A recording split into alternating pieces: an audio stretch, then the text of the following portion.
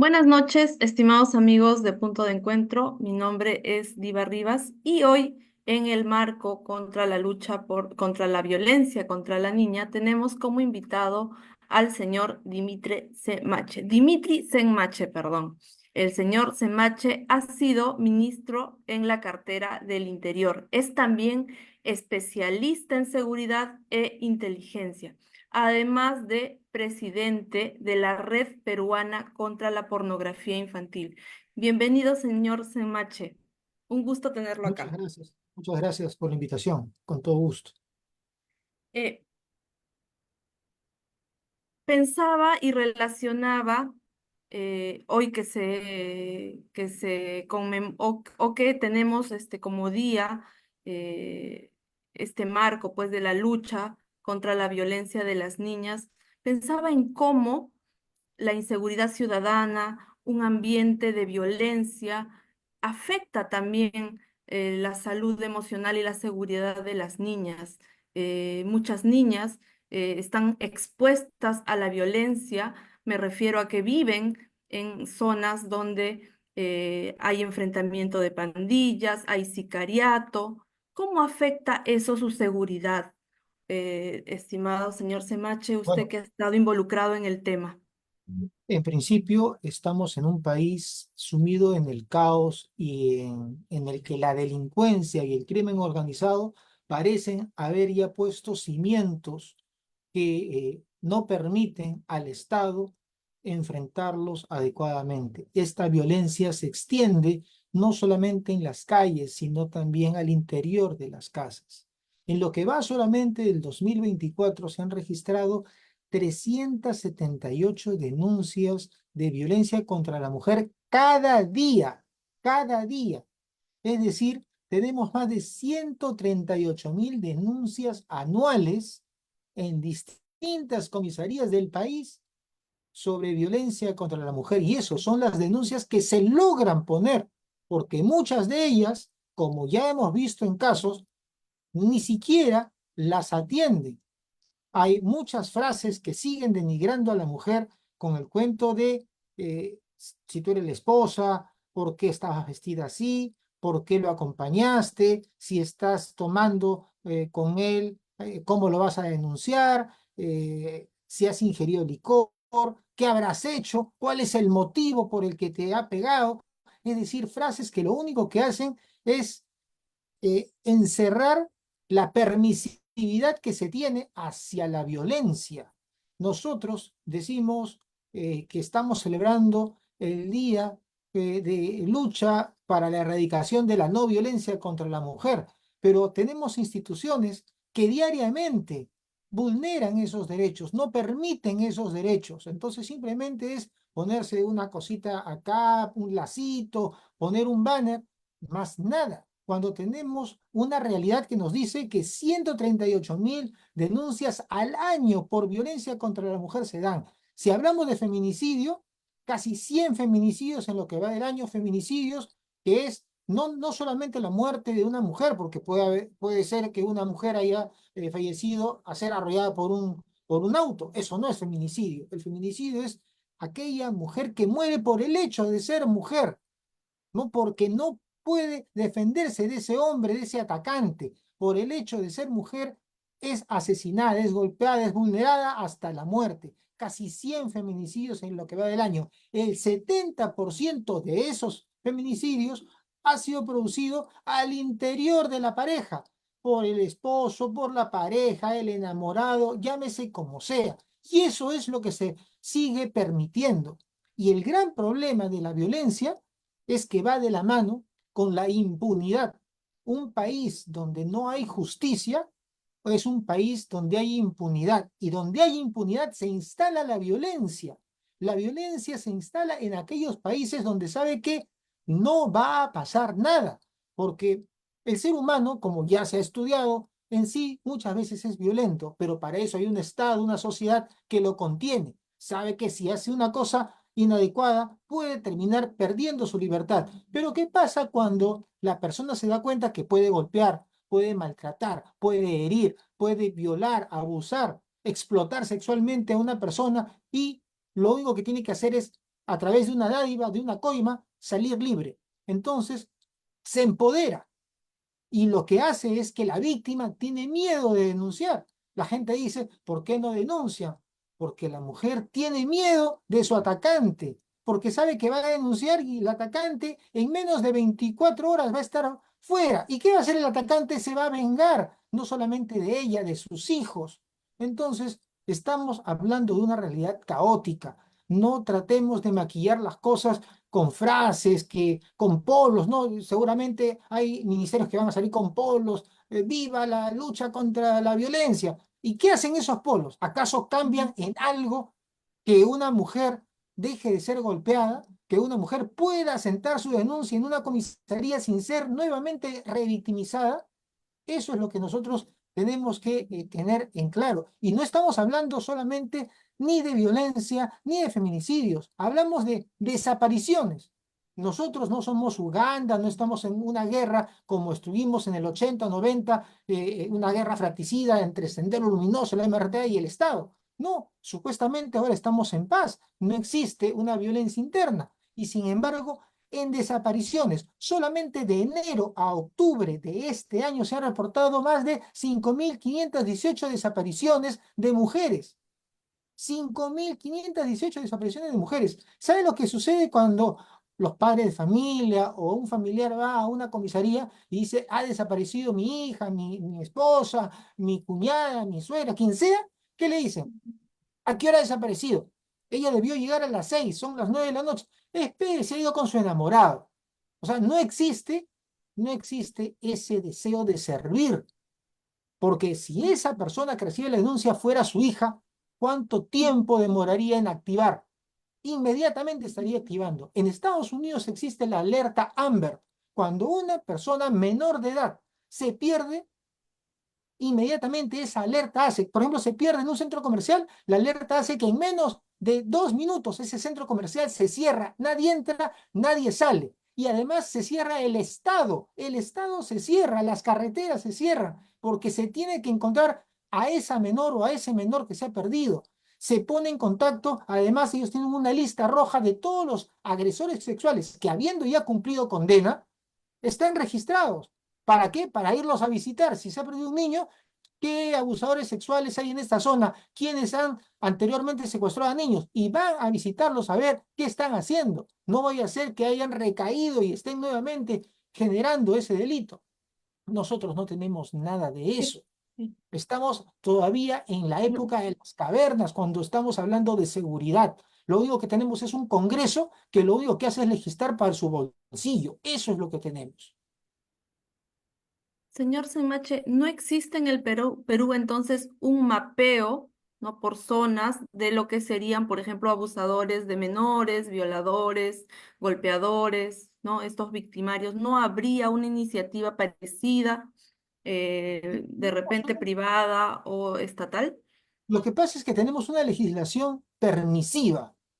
Cada vez que queremos enfrentar algo, sale la legislación permisiva. Y ojo, yo particularmente, si ustedes analizan mi nombre, yo soy defensor de derechos humanos. Creo en los derechos humanos. Sin embargo, creo que un violador no puede tener los mismos derechos que el niño o la niña que ha sido vulnerada.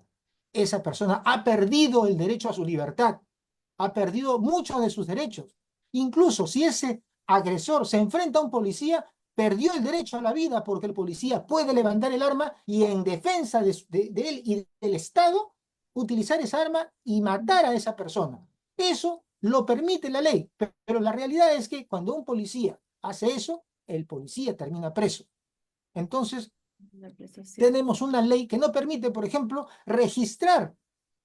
guardar un registro de todos los agresores sexuales. Es decir, yo violo a un niño, me doy 10 años en la cárcel, salgo de la cárcel porque por suerte no morí en la cárcel, salgo de la cárcel, cumplí mi condena y borro todos mis antecedentes penales, judiciales, los borré y soy un X. Cuando alguien te pide, a ver, señor, traiga sus antecedentes, está en blanco. ¿Por qué? Wow. Porque lo ha podido borrar. En Estados Unidos hay delitos que no se borran. El abuso sexual a menores de edad, el abuso sexual a una mujer, no se borra. Ellos tienen registro. no para revictimizar a las víctimas, a los agresores tampoco, sino para que la policía sepa. Claro, Cuando un niño se pierde en un distrito, ¿cuántos abusadores sexuales hay en este distrito? Ellos ya saben quiénes están y van a esas casas así es. porque ellos tienen el derecho, porque por encima de ese derecho, de su libertad, que ya la perdieron, está el derecho de ese niño, de esa niña que ha sido desaparecida. Y eso es lo que no se entiende. Acá la legislación parece defender al agresor, parece defender Así es. al que genera la víctima, y no a la víctima. A la víctima la ponen a un lado. Incluso la carga de la prueba se la ponen a la víctima. Le dicen, a ver, demuéstrame que te ha violado. Hacen, hace poco hemos visto cómo una escena de crimen es totalmente desbaratada por quienes deberían cuidar la escena del crimen. ¿Cómo explicar entonces después si esta persona se ahorcó, se cortó las venas o hubieron segundas o terceras personas que con esa muerte han tratado de ocultar lo que verdaderamente puede estar detrás Ujú. de esa situación? Entonces tenemos Precisamente. una ley que hay que cambiarla, pero el problema es que la ley la discute el Congreso y tenemos uno de los peores congresos en la historia republicana. 130 legisladores, no diré los 130, quizás 120, 10 por ahí serán algo capaces de entender, pero 120 que lo único que están pensando es en levantar la mano para ver si hay más bonos, para ver cuánto dinero más ganan y para hacer más negocio. Ciertamente se han ido cosechando a pulso toda esa desacreditación los parlamentarios. Precisamente hablando de este caso tan desgarrador que nos ha conmocionado como país, a las mujeres especialmente, hay cierta desazón porque sentimos que efectivamente este asesino se ha quitado la vida en circunstancias muy sospechosas que más que aclarar o cerrar un capítulo, nos llenan de más interrogantes y de más indignación. ¿Qué podemos, qué puede usted decirnos de este caso y de lo que significa semejante atrocidad en nuestra sociedad? Bueno, en principio estamos viendo algo muy aberrante.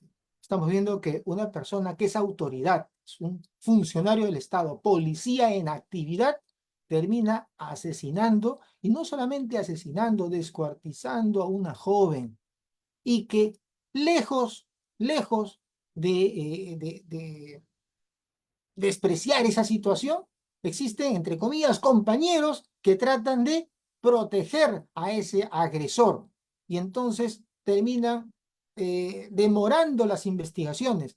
Y lo que ha sucedido es que durante esos 2, 3 días que se pudo detener a esta persona, terminó supuestamente esta quitándose la vida. Pero no solamente eso, sino vemos la destrucción de la escena del crimen porque tenemos varias incoherencias. Tenemos una escena del crimen con una persona que se ha cortado las venas. ¿Dónde está el cuchillo, el vidrio, el objeto con el que se ha cortado? Porque eso se tiene que comparar si verdaderamente es posible que con ese objeto se haya cortado a esa profundidad y además con qué mano se ha cortado, si es diestro, si es ambidiestro, si es zurdo y si dónde está la sangre. Cuando se cortó, si se cortó en el baño utilizando agua caliente para que le baje el dolor, si tomó algo, si había bebido antes.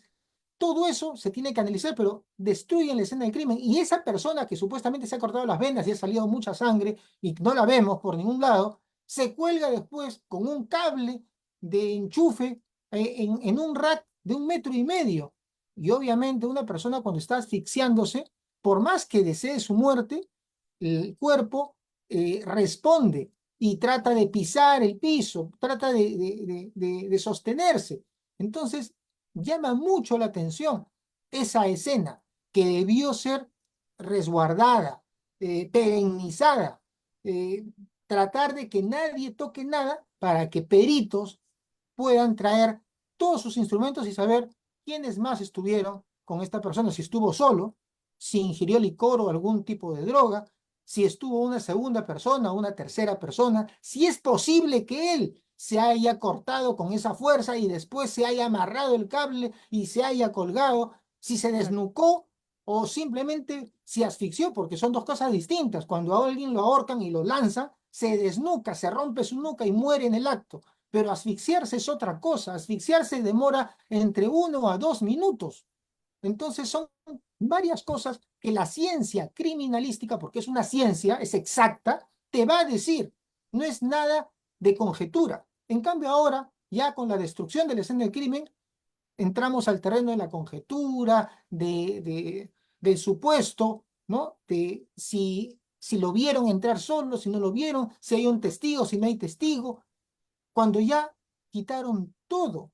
Edgar Hoover, el creador del FBI, justamente se hizo famoso porque creó la escena del crimen. Nadie toca. Ustedes cuando ven alguna película Ujú. o un tema de un homicidio en Estados Unidos, cierran la escena del crimen, nadie entra. El único que entra es el investigador y el fotógrafo que va a fotografiar todos y cada uno de los detalles. Y sin embargo, eso es lo que no hemos visto recientemente. Y tenemos un video grabado por ellos que además es difundido. ¿Cómo es posible? ¿Cómo es? Bueno, eso ya no me sorprende porque cuando uno va a dar su testimonio, que es un testimonio que es privado, ni bien sale ya el periodismo lo tiene. Es decir, Eso vemos también un país bananero. también le quería preguntar, ¿cuánto influye el comportamiento de los medios de comunicación en estos temas, ¿no? El sensacionalismo, a veces la imprudencia o la falta de criterio para transmitir algunas noticias, ¿no? ¿Se está transmitiendo la información de manera adecuada? ¿Se está ayudando a la prevención o se está haciendo sensacionalismo? ¿Qué le parece? Lo que usted ha señalado es quizás una de las columnas más importantes para enfrentar la trata de personas, la explotación sexual, la pornografía infantil, el abuso y de la violencia contra la mujer, todo. ¿Sabe por qué? Porque los medios no buscan prevenir, los medios no buscan eh, vigilar ni resguardar a la víctima. Los medios lo que quieren es ver sangre. Cuando un medio, por ejemplo, busca la red peruana, no digo todos, pero algunos nos dicen, pero podemos ver algo, algo que quieren una imagen. Nos hemos convertido en una sociedad idiota que trata de ver sangre. El TikTok de 30 segundos en lo que tú solamente te quedas si es que ves una pelea donde hay sangre, donde hay una persona que se hiere, donde hay un atropello. Entonces nos estamos volviendo idiotas y estos medios, lejos de ayudar, por ahí decía, no, los medios no tienen que educar, es mentira, eso es mentira. Y en todo caso, si no tienen que educar, tampoco tienen que generar imbéciles, no tienen que generar estúpidos. O sea, no puede ser que un medio, ya, si no quiere educar, por lo menos que no deseduque, que no haga basura la mente humana. Y eso es lo que están haciendo, ¿no? Simplemente exponiendo a la víctima y no al agresor. Cuando vemos, por ejemplo, la policía interviene un prostíbulo clandestino, se ve cómo solamente se encierra la toma en las mujeres. ¿Dónde está el agresor? ¿Dónde está el proxeneta? ¿Dónde está el tratante de personas? ¿Por qué no van a su casa a romperle la puerta y a decir, este es el tratante de personas? Pero sí a la mujer, sí se victimiza a la niña. Se quiere entrevistar a la niña poniéndose una cosa al ojo y que la niña llorando explique cómo fue abusada sexualmente. Así es. Eso es lo que queremos, el morbo. Y cuando no tenemos morbo, pues entonces no hay primeras planas. Nadie Incluso, habla. Yo recuerdo hace algún tiempo, eh, pude sostener con una empresa de telefonía, no voy a decir cuál, eh, la posibilidad de hacer una campaña. Y nos dijeron que sus clientes no querían saber de hechos de violencia. Yo le digo, pero es una campaña contra la trata de personas, para que ellos se cuiden. ¿A quién le va a molestar recibir en su celular una frase que permita a ellos comprender cuál es el riesgo y que tengan más cuidado con sus hijos? Sin embargo, prefieren enviar campañas de gástate 5 megas, duplica tus megas, tontería y media, porque solo se ve el comercio.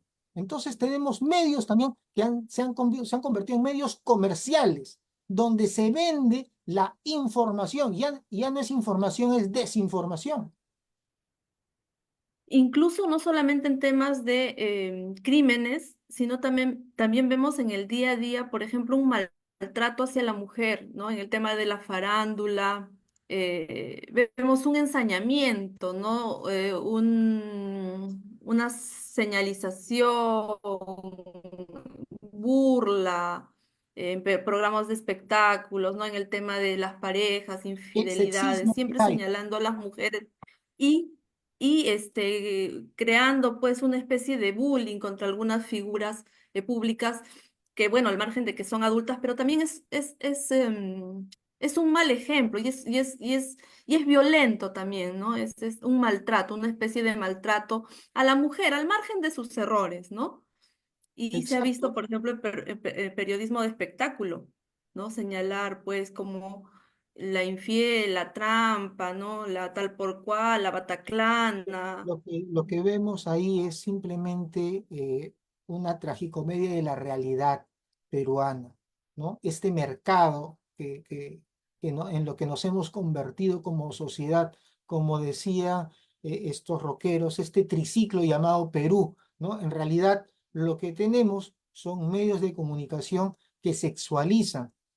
Un niño que sus padres no tengan la oportunidad de tener quizás algún tipo de cable, que no pueda estar inscrito en un streaming y que tenga que simplemente ver los canales de señal abierta, ¿qué es lo que va a ver desde la mañana hasta la noche? O crímenes, o violencia, o sexo, ¿no? Y este tipo entre comillas, comedia, no una comedia sana de los hermanos Marx o de Chaplin o del Chavo del Ocho o no sé, pues de Cantinflas, sino una comedia vinculada al sexismo, una comedia vinculada a si eres gordo, si eres chato, si eres flaco, si eres delgado, si eres cojo, si eres bajo. Es decir, te enseñan a bullear, te enseñan justamente a comportarte de manera discriminatoria entre el resto, ¿no? El cholo es el que no se baña, el cholo es el ignorante, el gringo, Dios mío, es el señor, es el pontífice, en todas las novelas, eso es lo que vemos.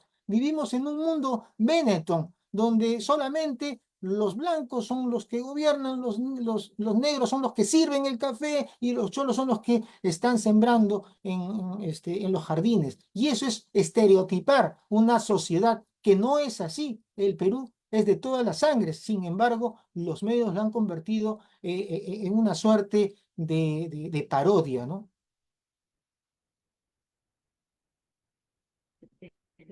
Ahora, en estos últimos años, mucho se ha hablado, por ejemplo, de que las perspectivas de género iban a ayudar, ¿no? A erradicar la violencia contra la mujer, que iban a empoderar a las mujeres. Usted bien lo ha señalado, ¿no? Que se ponen la cintita rosada, se pinta pues de morado, de rosado, algunas instituciones y se ponen esa camiseta, pero ¿cuánto ha ayudado estas perspectivas de género, ¿no?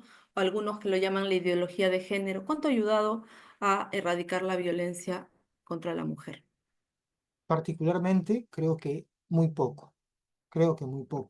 Más es lo que ha hecho es una división, casi una guerra entre los dos sexos, ¿no? Si yo defiendo el feminismo, entonces estoy contra el hombre. Y no es así.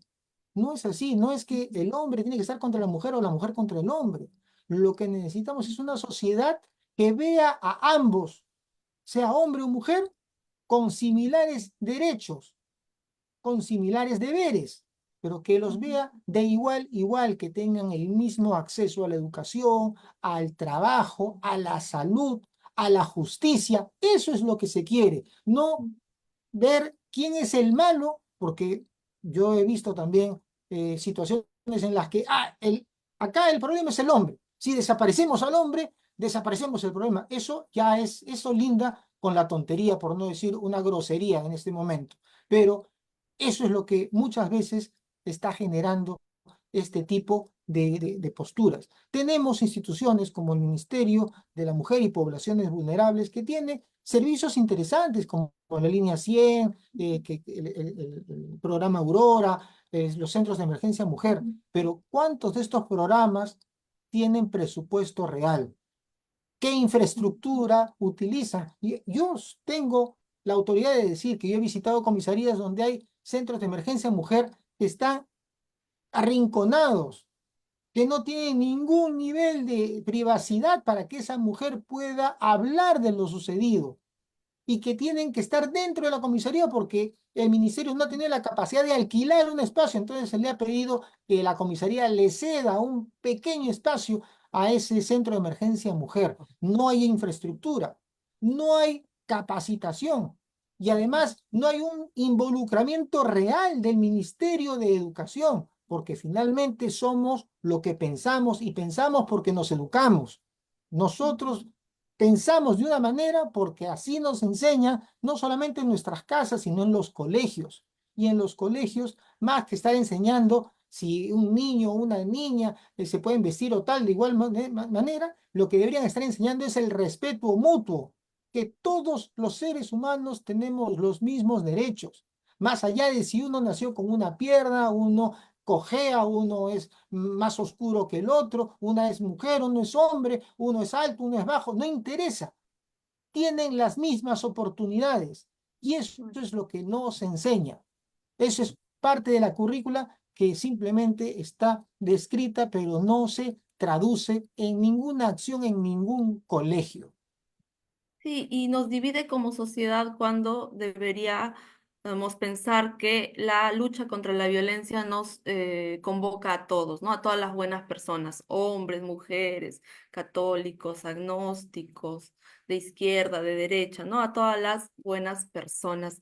Ahora, Acabas de decir eh, algo muy importante, porque ujú, algunas veces se quiere vender este hecho como si fuera una bandera sí, de la izquierda, ujú, ¿no? Ah, no, si tú eres, levantas la bandera de la no violencia, eres de izquierda. Entonces, o la bandera de los derechos humanos de izquierda. ujú, No, los derechos humanos nacieron en el 48, ujú, después de la guerra, de la Segunda Guerra Mundial, nacieron por los países firmantes. Y no fueron por partidos políticos que firmaron, fueron países firmantes. Y entonces, respetar los derechos humanos no tiene una bandera ideológica. Igual, respetar a la mujer y al hombre no tiene una bandera ideológica. Todos tenemos que enfrentar la violencia, pero vivimos en un mundo que parece que ya nos convierte como, nos da igual la violencia. Lo que estamos viendo, el holocausto que estamos viendo en Gaza, ya nos parece normal. Ya en TikTok hasta los pasamos, vemos a un niño descuartizado y lo pasamos porque ya nos parece normal que esto esté pasando. Y sin embargo, cuando vemos películas de la Segunda Guerra, ay, pobrecito, no, mira qué holocausto, cómo era eso. Ese holocausto está pasando el día de hoy en varios países, niños, niñas, adolescentes, mujeres, ancianos, están siendo asesinados, violados, están muriéndose de hambre por falta de alimentos, por falta de medicinas, así porque hay es. países que cierran para que no llegue la ayuda. Eso es lo que estamos viendo. Así es. Y en nuestro país, por ejemplo, tenemos muchos desafíos y en una población tan diversa, porque existen mujeres, niñas, adolescentes, adolescentes, niñas indígenas, niñas inmigrantes, mujeres inmigrantes, refugiadas, mujeres acá en la ciudad de Lima, que conviven con la violencia no solamente porque la sufren, sino también porque son parte de repente de un entorno de violencia. Vemos cómo adolescentes están afectadas por su salud mental, ¿no? Vemos cómo incluso atentan contra su vida. Es común en los adolescentes que empiecen con pensamientos autodestructivos, que los lleva a lesionarse. En la sierra vemos niñas, por ejemplo, que son más vulnerables porque incluso ni siquiera cubren sus necesidades de salud, están expuestas a la anemia, no les cubren el programa, la, este, la cura contra la anemia o la prevención contra la anemia que esté establecido, pero sin embargo Peor no aún, tenemos está un jaliwarma que da cubierta. alimentos podridos. Tenemos un jaliwarma que da Imagínense. alimentos podridos y no por error, sino porque hay negocio. Alguien en el Perú se hace rico, se compra una casa, un carro, un yate, viaja por todo el mundo haciéndose rico, envenenando, matando a niños, a niñas que por no tener recursos tienen que estirar la mano y aceptar lo poco que les da el Estado. ¿Y qué les da? Comida podrida, eso es lo que les da. ¿no? Entonces, en esta población tan vulnerable, en este desafío enorme que tenemos por visibilizar de manera real a todas esas niñas, a todas esas mujeres, ¿quiénes son los llamados, ¿no? Ya que Congreso, Ejecutivo no se pronuncian o no estarían pensando en las reales necesidades? ¿Cómo se puede organizar el pueblo, la sociedad, para luchar y enfrentar estos hechos violentos, ¿no? En principio, ¿Cuáles son las herramientas con las que contamos? Por ejemplo, mencionaba las usted los herramientas. programas. En principio, la cura, la solución a cualquier problema en un país va a ser la política. Y ahí viene el error de muchos que dicen, yo no me meto en política, porque lo que han logrado es hacer un símil o un sinónimo de política igual corrupción. El corrupto es corrupto, el ladrón es ladrón. El político es aquella persona que piensa la mejor manera de administrar el Estado y para eso se estudia. Necesitamos partidos políticos. No tenemos partidos políticos, tenemos organizaciones inscritas en la OROP, en la Organización de Registro de Organizaciones Políticas.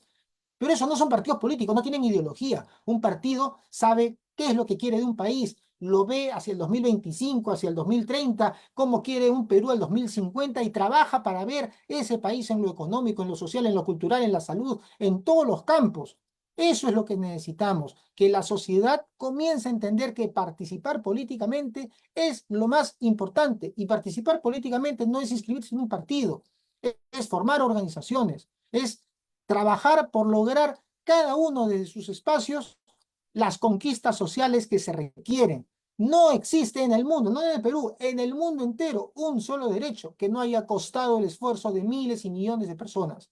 No existe. Si existe la libertad, si existe el derecho a la educación, el derecho a la salud, todo eso ha costado. El derecho de las 8 horas costó millones de vidas. Sin embargo, ya lo perdimos, porque nadie trabaja 8 horas. Todos trabajan 12, 15, hasta tienen que buscar tres trabajos, porque no alcanza, porque nadie te paga un minuto más porque te quedes trabajando en tu espacio laboral. Entonces, estamos perdiendo esos espacios porque hemos dejado de organizarnos y justamente eso es el gran trabajo que han hecho los líderes mundiales, desorganizar a la gente y hacerles creer que solamente ellos cada 5 años se pelean entre sí y dicen, vota por A, por B, por C o por D. O te dicen, tú eres culpable porque votaste por tal. Como si hubiera una opción mejor que esa. Como si hubiera en el menú algo bueno para comer. Pero tenemos lepra, cáncer, sida. Eso es lo que nos dan a elegir. Entonces necesitamos que las propias organizaciones sociales entiendan eso y poco a poco vayan organizándose desde sus espacios porque no va a salir la propuesta del poder.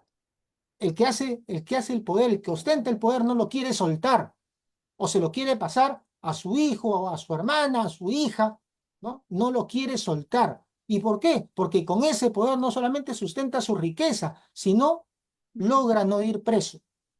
Entonces, tiene que luchar por ese poder, como sea.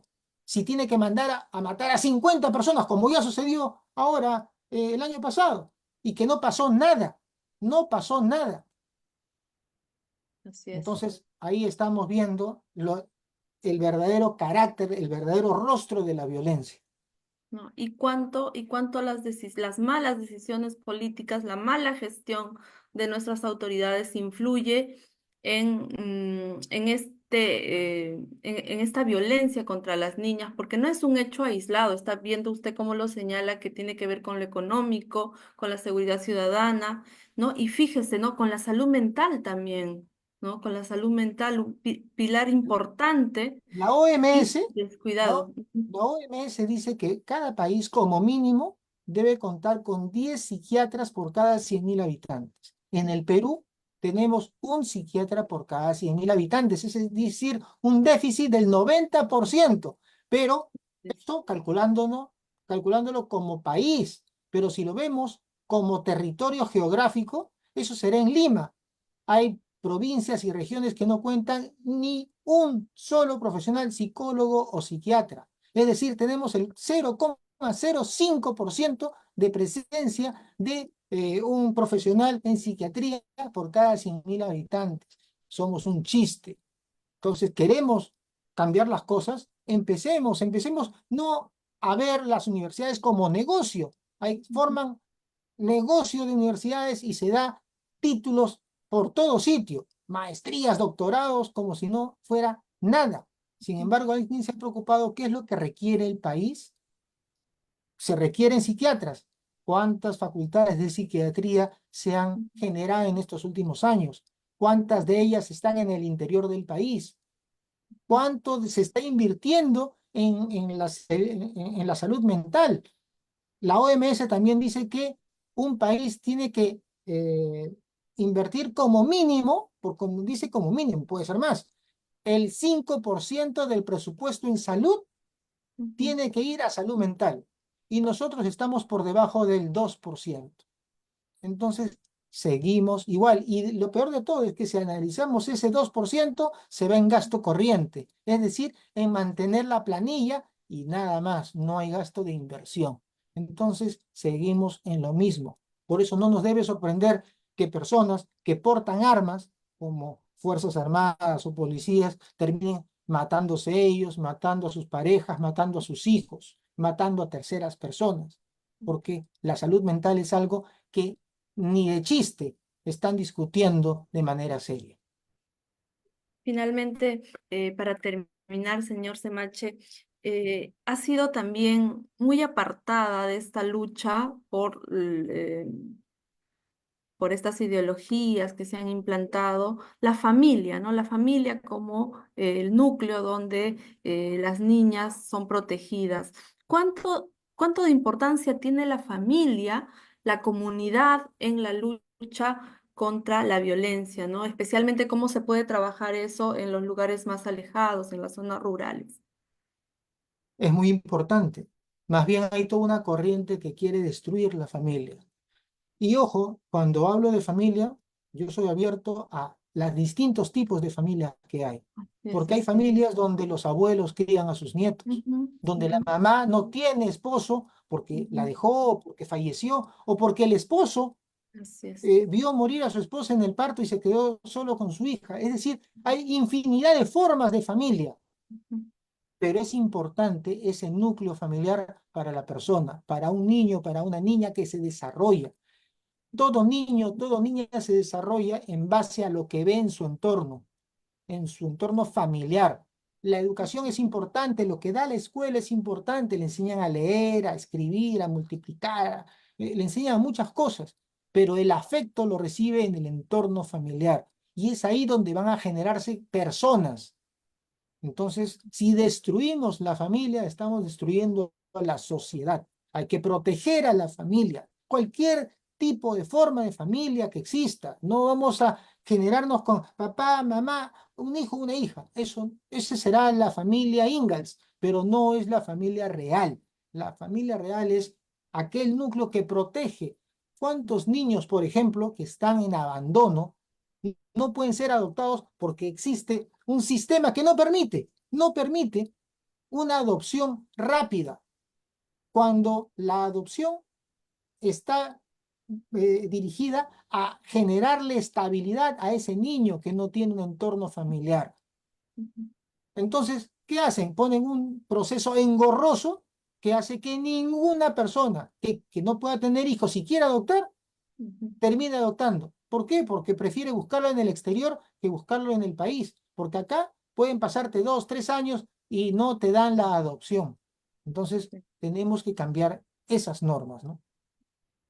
Muchas gracias, señor Semache. Ha sido un gusto conversar con usted estos temas tan importantes. No sé si tiene algunas palabras finales para nuestro público. Bueno, en principio, felicitarlos a ustedes por tener un espacio dirigido a tocar este tipo de temas. Y después a todo el público. Decir, si bien hablamos acá de muchas cosas que son difíciles, eh, que, que quizás nos agobian, que nos generan temor de qué es lo que pasará en el mañana, porque hay mucha violencia, hay el proyecto de guerras y otras cosas, también hay el proyecto de esperanza.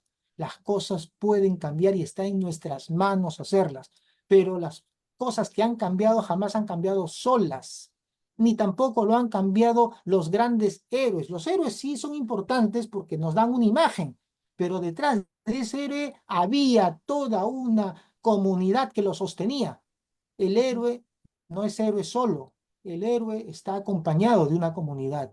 Necesitamos esa comunidad, necesitamos que cada uno de nosotros construya en su espacio las cosas que quiere cambiar y se una con el otro, se una con el vecino, no para ganarle terreno, no para fregarle la pita, sino para ver cómo trabajan juntos en su comunidad, para que no roben en esa cuadra, para que se defienda, para que la gente sepa que en esa comunidad están unidos. Y eso creo que es importante que todos los que hoy nos escuchen, únanse. No parece una palabra vacía, muy fácil de decir, pero es la más importante en la historia universal. No ha existido ninguna población que ha subsistido a tragedias si no han estado unidas. Entonces, podemos salir. Si Japón, después de la Segunda Guerra Mundial, estaba destruido por dos grandes bombas atómicas, si Europa estaba 99% de su infraestructura destruida, ¿por qué ahora son potencia? Porque trabajaron juntos y porque invirtieron en lo más importante, en el ser humano, invirtieron en su educación y en producir tecnología. Nuestro país no produce tecnología, nuestro país produce consumidores. Eso hay que cambiar. Apostar por la educación y apostar por la tecnología y siempre unidos. Muchas gracias. Muchas gracias, señor Semache. Hasta la próxima. Hasta la próxima.